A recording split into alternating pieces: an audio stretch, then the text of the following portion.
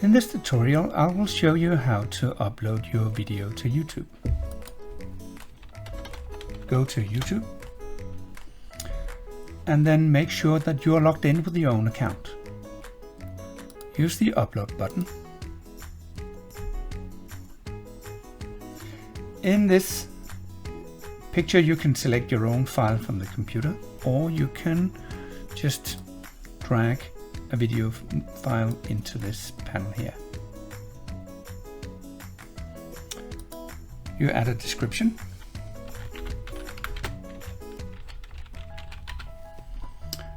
And you have to, when you go next, you have to say, yes, this is made for kids, and no, this is not made for kids. So in this case, this video is not made for kids, and yes, it's made for kids will give you special advertising options and restrictions. So it doesn't really matter for this video. You click next and next.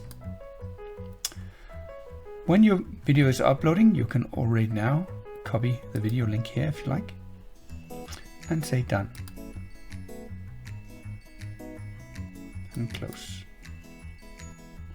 You have now uploaded your video to YouTube, and it can be played with this link.